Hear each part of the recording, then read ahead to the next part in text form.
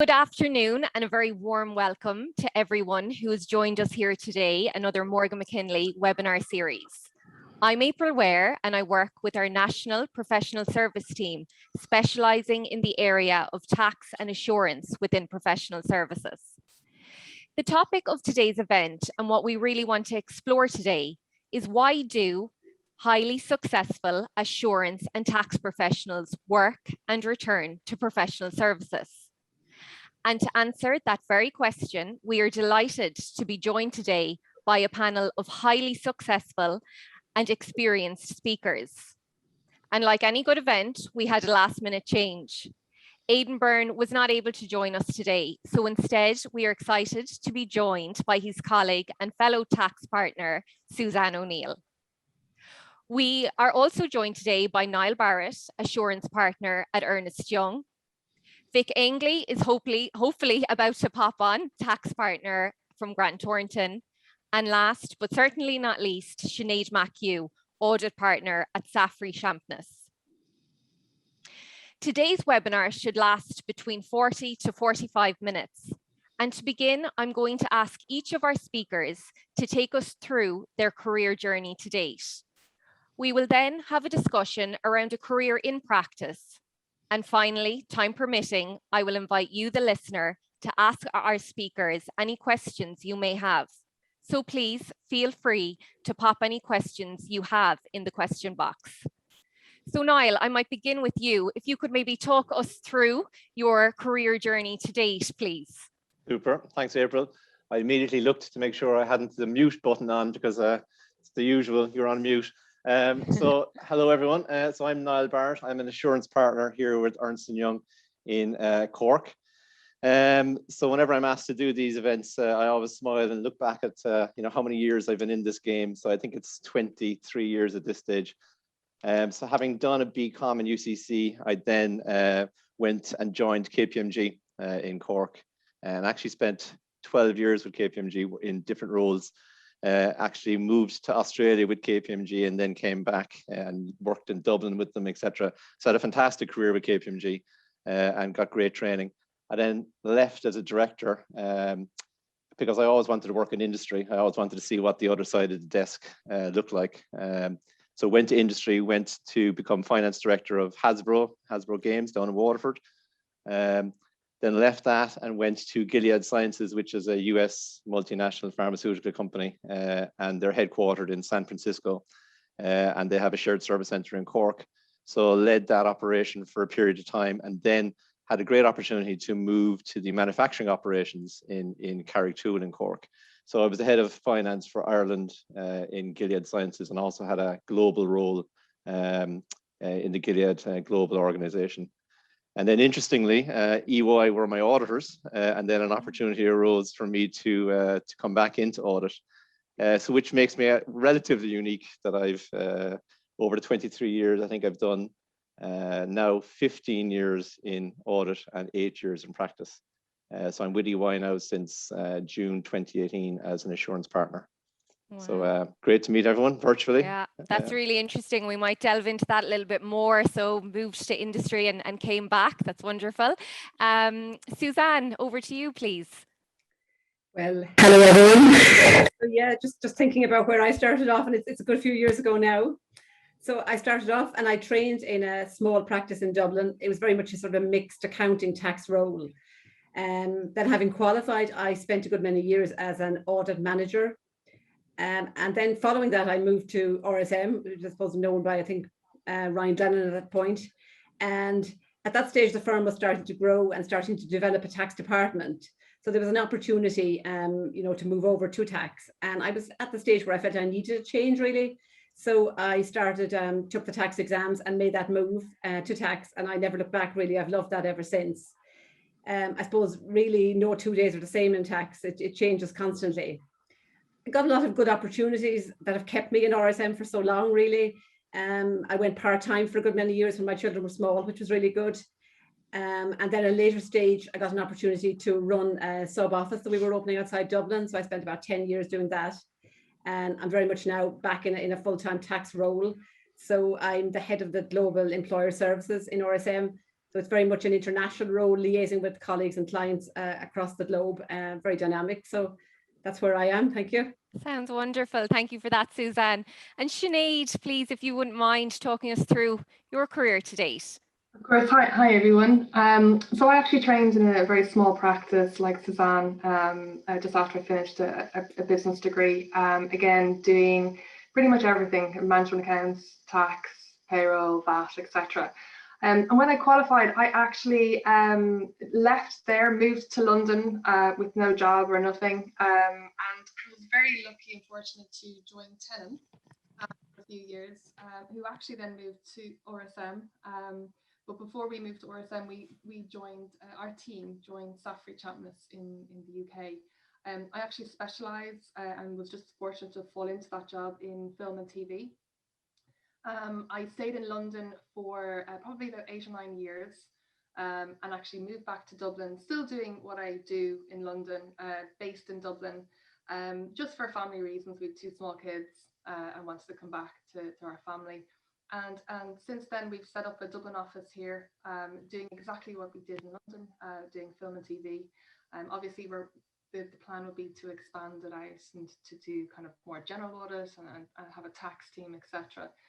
But at the moment, predominantly film and TV. So I've been working in practice for probably 16 years in total. Have stayed in practice, haven't moved to industry. I don't have a real desire to do that. I think the fact that our what we do is quite unique and specialized, and in an industry as such being film and TV, that it gives me the opportunities to have a huge amount of variety in what I do. And I think that kind of, sorts me out in terms of keeping it challenging and different and new and exciting. So for me, it's I'm delighted with what we're doing, and it's just now about expanding the business that we have here in Dublin and getting a bigger reputation. Wow, no, thank you for that. And I suppose a theme there has been, change, as you mentioned, and you've all kind of taken on different roles. And yeah, look, it's very exciting. I suppose, Niall, I want to just circle back round to yourself there. You mentioned you obviously spent a number of years in industry. What drew you back to professional services? Oh, I ask myself that question every day, April. I think I had in my own head unfinished business in professional services. In my career, growing up through KPMG, I always wanted to become a partner, to be honest. And just for various reasons, the opportunity didn't arise. And then when I moved into industry, I found that it was extremely different. And you're interacting with, say, my day-to-day in practice is very much dealing with accountants and the finance space. But when you're in industry, I was dealing with, say, the quality assurance director, the engineering director, the HR person, etc., etc. So it was completely different. So made me build a skill set that I didn't have. In other words, being able to talk accounting and finance to non-accounting and finance people, and being able to message that differently. So that was something that was really, really important, and something that it was challenging, I must admit, but something that I'm really glad I did. But then I came to the ultimate crossroads in your career. Where you're going. I have a very simple, and I know we're dealing with a lot of accountants on this call, so I have a very simple formula for any career decision that I get to. It's what I call like an opportunity formula. So I'm going to write this down. All right. Okay. God. Right. Debits and credits. Let's get into debits and credits. So it's what you're putting in, are you getting more out, right? So in other words, when I mean getting more out, it's as in not money, right? Contrary to what a lot of people might think about, it's not money. It's opportunity. It's opportunity to grow, opportunity to develop, opportunity to get challenged, and to be continuously stretched. And if you have that opportunity, and you feel that that opportunity outweighs the efforts and everything you're giving to the firm or to the organization, then I stay. And if it's a case of that the opportunity is getting diminished and you're feeling you're putting more in than you're getting out, or you will get out, then I consider maybe this is a time to look around and potentially move. And that's my long-winded version of saying the opportunity that EY presented to me to move back into practice as an assurance partner was something I just could not pass up. The client base that we have here It's the largest firm. It's the most fastest growing firm in Ireland. And the client base that we have in Cork and nationally is just second to none.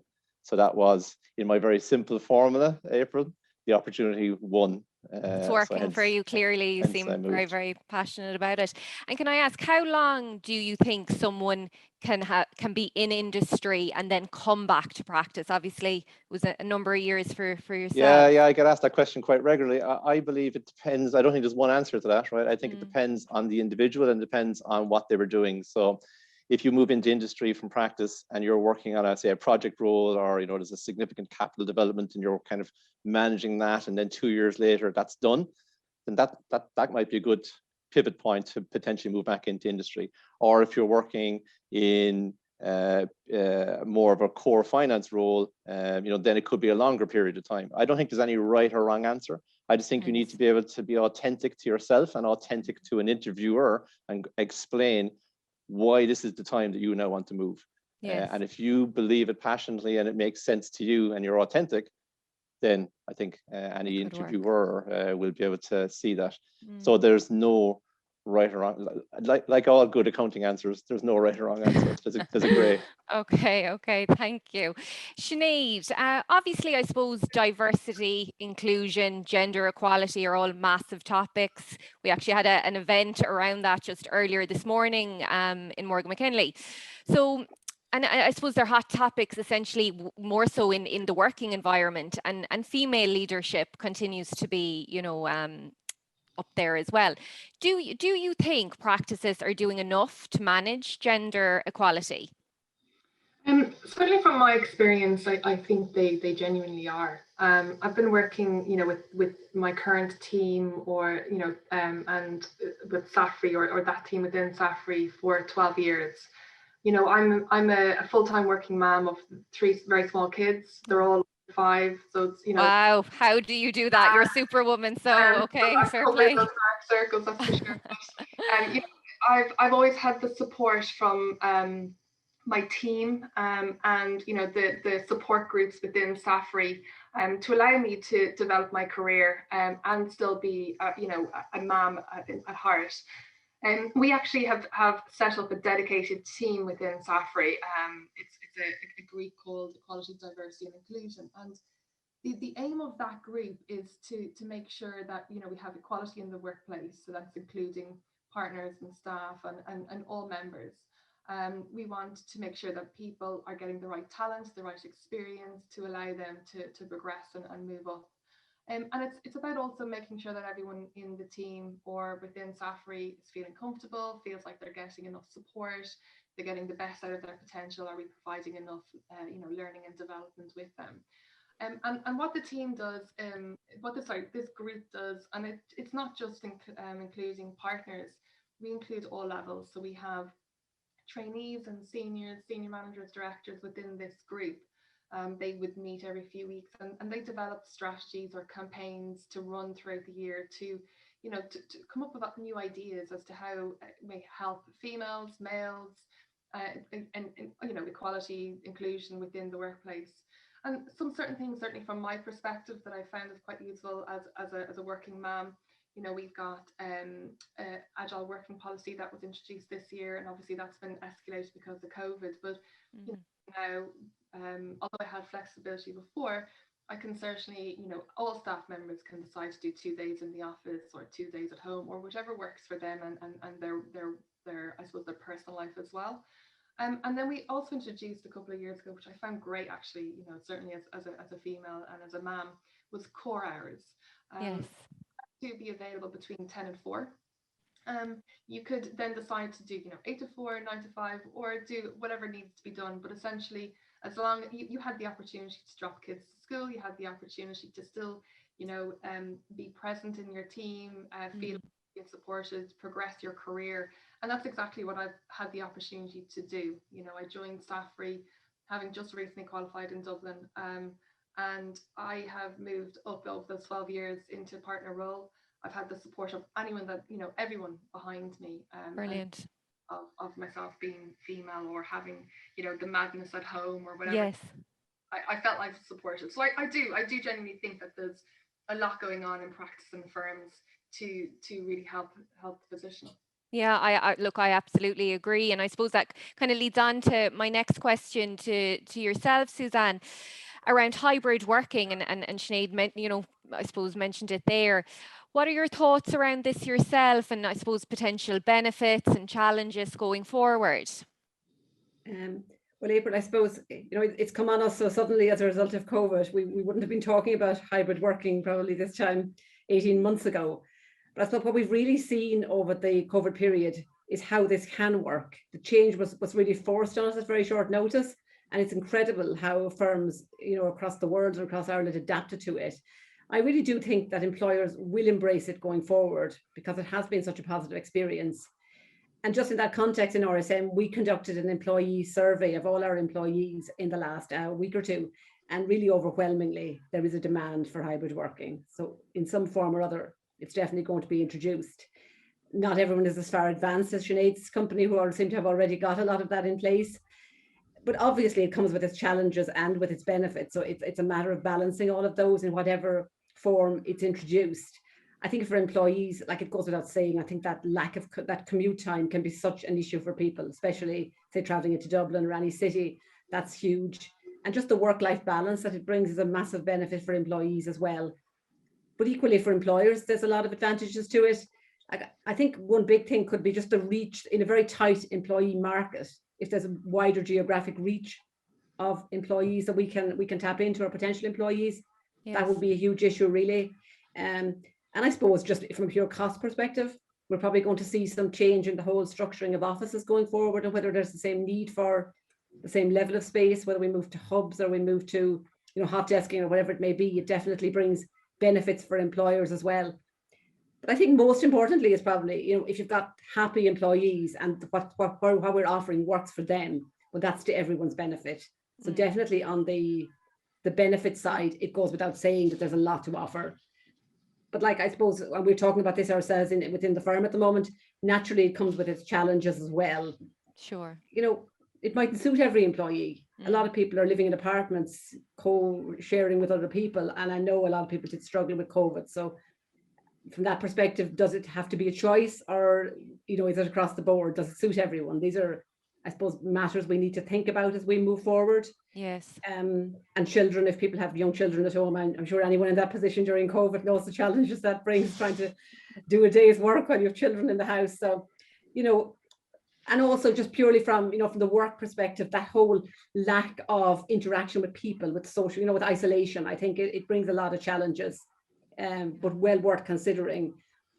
From a firm perspective, we would talk about our trainees or our associates. Are they getting the same experience? Is there any risk that they're not getting the same quality of training as That's what I hear across the board within professional services, particularly the concern around the trainees and not getting that, someone next to you there. Exactly. and that hands-on support. Yeah, that seems to be the main challenge I hear. And how we address that. So these are all, I think certainly hybrid working, I think, will become much more the norm, but it's just addressing all these challenges and making sure we don't rush into it, that it's thought through properly when it's introduced. Absolutely, yeah.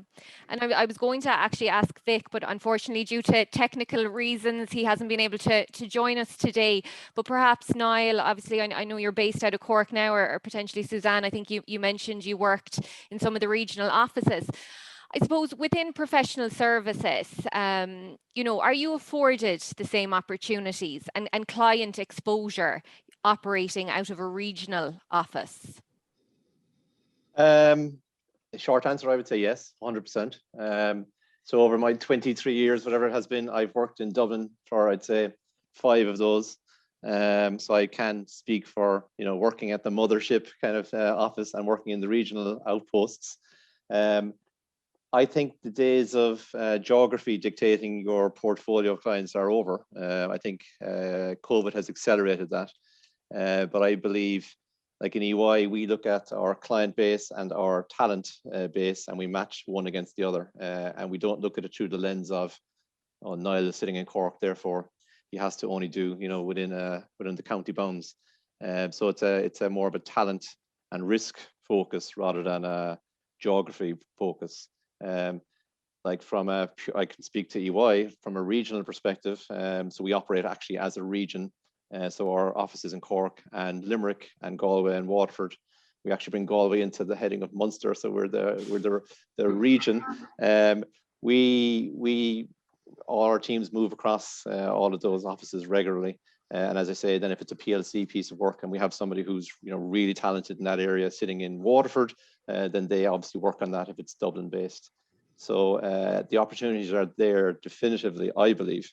And I think, as I say, I think COVID has accelerated that. I think the question mark about do you need to be within a 10-minute walk or 20 a half an hour train drive, whatever it is, to get to meet your client, I think we've proven that that's not, it's good to be able to do it. And for key meetings, you need to be face to face, I believe, but I don't think it's the be all and end all. So no. I think I think COVID has crystallized that for us in EY. Do you mind if I just jump in with? Oh no, please do, absolutely. Thank you. So, and it's very, I completely agree with you there, Niall, and actually it's a really good point. And when I moved back from to Dublin from London, we didn't have our Dublin office set up. It was just me on my own, and actually I worked from home for about 2.5 years, purely with our London team, and I would travel back and forth maybe every 2-3 weeks for two days, give or take. And what we've actually done in recent months here in Dublin, now that we have a Dublin office set up, obviously the demand for recruiting in London is extraordinary, and we're extremely busy. We've actually hired staff here in Dublin, so they're based in our team here, but actually are exclusively working on London film and TV jobs. And it also gives that opportunity for the likes of that type of staff member who express they, maybe in 2-3 years down the line might like to move to London, and that would be a very quick and simple, move over, yes, as opposed to trying to find a new job. So I think whether it's regional offices within Ireland or actually across the pond is the exact same. Yeah.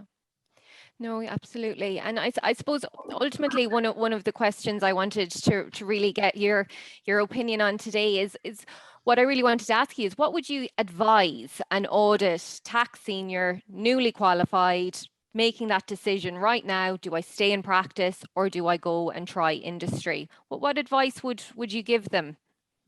Does anyone want to jump in there? Hands up. Join EY would be the advice I'd give them.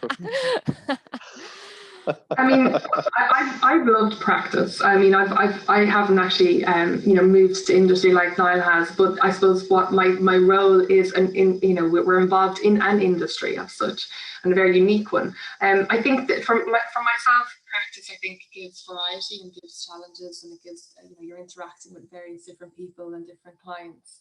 I don't have the experience of working predominantly in industry, but certainly from my perspective, I think it's important as a new senior to have the opportunity to maybe explore both, so that that individual is then comfortable with what they want to do with their career. So whether you decide to go to practice first and you have that burning desire to try and see what industry like, then I'd probably encourage someone to do that and figure out what they want to do as a starting point. Okay. You have that dread or that query over whether I should have done it, should I not have done it, the opportunity. But I think from a practice point of view, I think that the variety of work and the various pieces of work that you see is for me the exciting part. The real positive. And what about yourself, Suzanne, from your own point of view? I suppose the main positives or what you'd say to that kind of tax senior at that crossroads. Yes, I suppose they really would have to step back and say, what is it they like about what they're doing at the moment? What do they really love about that? In making that decision, like if it's the variety of work and the diversity of clients and maybe different industries that they really love, then maybe practice is where they really want to be. Like I do see in our own firm over the years, people sometimes get the opportunity throughout maybe their training to go and work with the client. If there's a secondment opportunity comes up in a sort of an industry role, I think that's a great opportunity to take that. Maybe it's a 3-month or 6-month role, because it gives a great insight into, I suppose, the other side, if you would say, how industry works. And it probably informs them better then when they come to making a more long-term career decision as to whether they prefer to stay within practice or whether an industry role might suit them better. Yes, no, absolutely. And Niall, I might ask you, the feedback we often get from candidates is that the working environment within professional services, can be quite fast-paced and involves long hours. What would you say to somebody who has concerns around this? Ooh, well, to me, again, it's a very individual question, right? Some people, for different reasons, home, work-life balance reasons, home, kids, etc., they want a certain lifestyle and hours, and certain individuals want something different. So I think it comes down to the individual. I think in your question, it's fast-paced and long hours. I would split those two. Fast-paced to me needs to be looked as being a positive, right? The long hours maybe not so positive, but fast-paced is exciting, energetic. I won't say you jump out of bed in the morning, but you definitely don't crawl out of bed. It's a bit more. You're excited to work in an area. So that the fast pace is a positive. The long working hours, yeah. Look, again, having been on both sides of the proverbial fence, I think there's a misconception out there that people in industry, walk in at 9 and they clock out at 5 and all is well. I don't think any job has that. So I think the long hours is just a fact of life that needs to be managed by the individual and either the firm and the organization. And I think everyone is trying to kind of really prioritize that, with work-life balance and that. And I've noticed even across the board, speaking with clients, the long hours, they're there sometimes, at certain periods of the year and that, but it's not something that I see just straight across the board all the time. And what I'd say is I would probably say, in my personal opinion, the differentiator between industry and practice is not the long hours, it's the unpredictability piece. So in industry, in the role I was in, you'd quarter end, year end, month end, you knew it was coming, right? So you can plan accordingly and okay, I'm going to be working late this night or this weekend. I think when you're in professional services, you're at the behest of your clients and, when they want something, I won't say you jump, but you try and jump and you try and react. And I think it's that kind of reactionary and a lack of, you can only control what you can control, and your clients need you to respond. And it's that lack of predictability. The lack of control over that. Yes. Exactly. Yeah. That's the differentiator, I think. Okay. Thank you for that. And I suppose one last question from myself, and we might hand it over to the listeners to answer one or two of their questions. But I'm a big believer, I suppose, in visualization and goal setting. And I know, Niall, interestingly, you mentioned earlier that when you started off, you wanted to be partner. I suppose just to Suzanne and Sinead, was this a goal from day one when you began as a trainee? Gosh, if I was honest, I don't think so in my case. I think my career more evolved as I went along. Probably that was maybe a lack of confidence on my part. So I didn't have that confidence to have a real goal as to where I was going. But I suppose as I developed and I saw the capability that I had and the opportunities that came along, I was definitely happy to grasp all those opportunities and benefit from that. Very good. Yeah, I mean, I've been quite career driven. I've always wanted to exceed and go for it further and do more. And although I'm not partner now, I still see that there's more challenges, there's more things to progress or develop and improve on. So yeah, partner has always been the goal from the very start for me. Okay.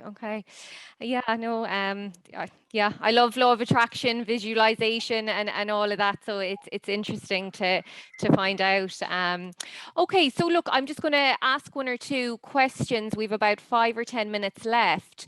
So I suppose, again, I'll ask yourself, Suzanne, what do you enjoy the most about working in your current company? I think it's probably the variety really that I enjoy, and that variety would come from dealing with people on my team. I'm constantly talking to different people on the team all day, and the variety of clients. I suppose the nature of the work I do is that while I have a certain number of recurring clients, a huge amount of work is advisory work that changes from day to day and week to week. I think it's just that variety and just dealing with different people that I really do enjoy the most. Okay, yeah, variety has definitely come up, and I suppose it's definitely a key benefit within professional services. And okay, guys, do you think that the new culture of working remotely, working from home, is going to encourage longer working hours, or a culture of always being online? Is that something any of you have seen or have any thoughts around? My view is it will encourage an extended day if that makes sense, rather than longer hours. And I mean by that as in, it will encourage people that if they need time off between, say, 2 o'clock and 4 o'clock, if they need to pick up the kids and et cetera, then that's very flexible. They can do that. And then they probably will, potentially catch up between 7 and 9. So the day may get longer, but that doesn't mean that the hours get longer. Yes. Is how we've seen it play out. I think it comes down to being flexible and communication. I think communication is the key there. And those core hours that Sinead mentioned earlier is something that we kind of have as an unwritten rule in EY as well, that there are certain hours you need to be on, and then after that, then you can be flexible. And I know Sinead and Suzanne, you mentioned that you'd started in smaller practices. So I suppose one of the questions is, do you think getting exposure in a smaller practice when you were starting out is better? So you're getting exposure to tax, audit, account prep, and getting kind of a full experience of the different areas.